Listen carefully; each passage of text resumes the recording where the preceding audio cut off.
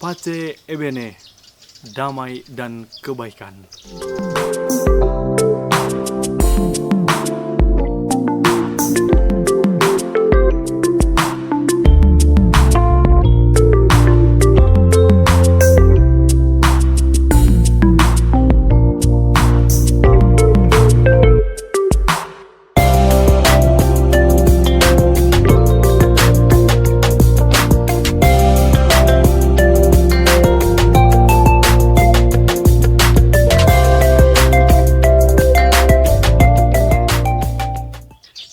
Jadilah pewarta Injil bagi sesama.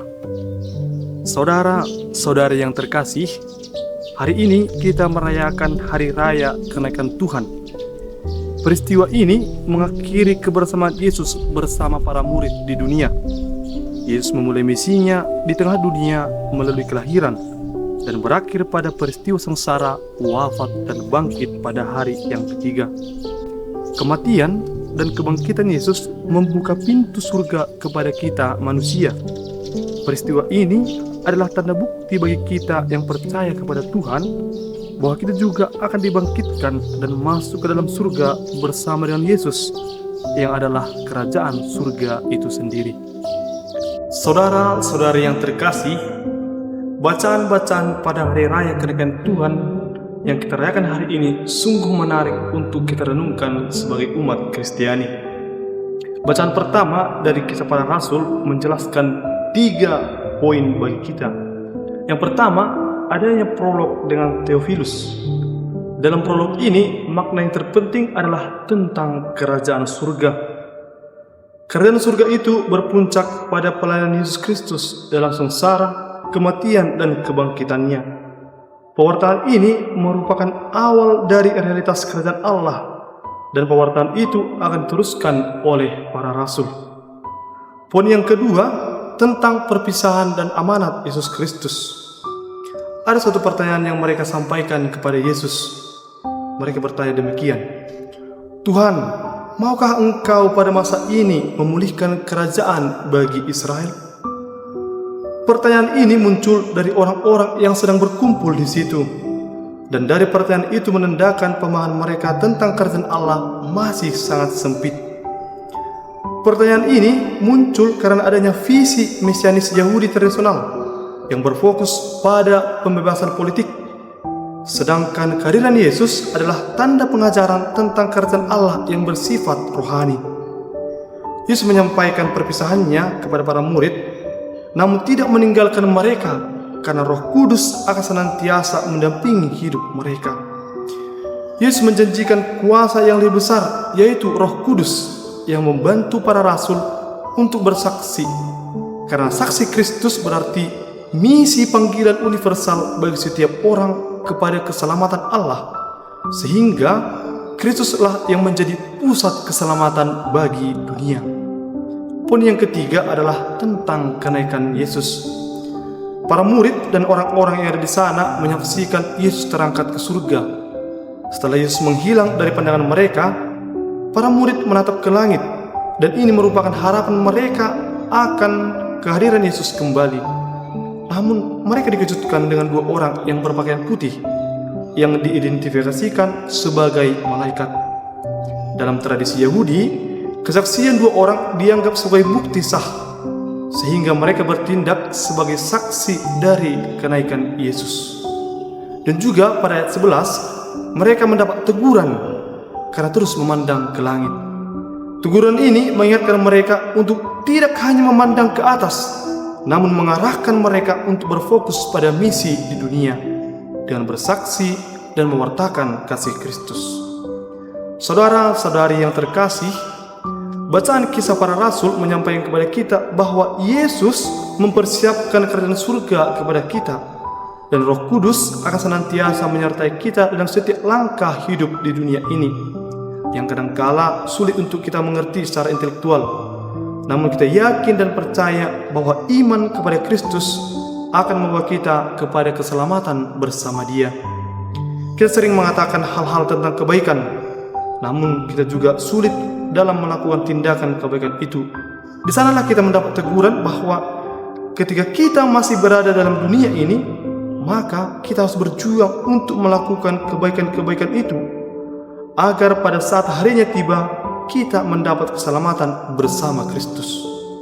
Misi di dunia merupakan persiapan bagi keselamatan dalam kerajaan surga. Dalam bacaan kedua dari surat Paulus kepada jemaat di Efesus, menegaskan adanya permintaan atau permohonan kepada Allah untuk memberikan roh hikmat dan wahyu untuk mengenal Dia yang benar, supaya mata hatimu menjadi terang. Bacaan kedua ini merupakan untaian doa untuk pengertian tentang kemuliaan Kristus. Roh itulah yang akan membawa kita kepada pengenalan akan kasih Allah melalui Yesus Kristus.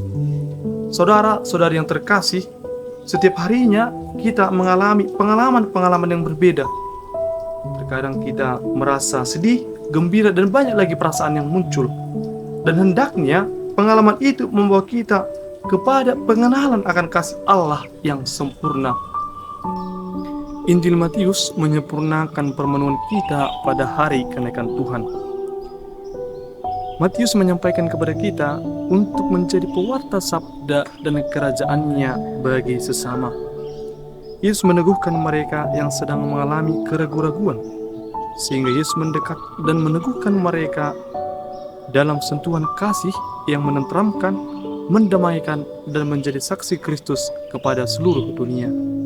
Yesus mengatakan, "Pergilah dan jadikanlah semua bangsa muridku, dan baptislah mereka dalam nama Bapa dan Putra dan Roh Kudus, dan ajarlah mereka melakukan sesuatu yang telah kuperintahkan." Ungkapan ini merupakan perutusan kepada kita semua, bahwa kita sebagai pengikut Kristus diutus untuk menjadi pewarta sabdanya kepada semua makhluk, supaya semuanya mengalami keselamatan. Tidak ada arti jika kita hanya mampu menyelamatkan diri kita sendiri tanpa memperhatikan sesama kita. Aku hidup di dunia bukan untuk diriku sendiri, melainkan untuk melayani Yesus yang ada dalam diri sesamaku. Sehingga melalui pelayanan itu, aku memperoleh keselamatan dari apa yang kulayani. Dan semua itu karena cinta Tuhan. Barang siapa yang mengalami cinta Tuhan, maka dia juga akan terdorong untuk melakukan cinta Tuhan kepada sesama. Saudara-saudari yang terkasih, menjadi seorang pewarta tentu tidaklah mudah, apalagi di zaman sekarang yang semakin maju ini. Namun Yesus menyampaikan dalam sabdanya bahwa Dia menyertai kita senantiasa sampai pada akhir zaman. Ungkapan ini menyatakan bahwa Yesus tidak pernah meninggalkan kita sekalipun kita jatuh dalam dosa. Maka menjadi permenungan bagi kita, kadangkala muncul pertanyaan dalam hati kita, mengapa aku merasa jauh dari Tuhan? Di sini seringkali manusia mengalami kekosongan sehingga hidup terasa sendirian, terasa kesepian. Dengan peristiwa ini, perlu kita sadari bahwa Yesus senantiasa bersama kita, mendampingi kita, dan menuntun hidup kita setiap harinya. Menjadi pertanyaan adalah, apakah saya sudah merasa dan menyadari kehadiran Tuhan itu? Apakah kekosongan yang saya alami karena ketidakpekaan akan kehadiran Tuhan sendiri? Seseorang yang mengalami kasih Tuhan tentu akan mewartakan kasih itu juga kepada sesama. Dan orang yang mengalami kasih itu akan tampak dalam kesaksian hidupnya yang ceria, bersemangat, dan membawa warna di tengah-tengah masyarakat.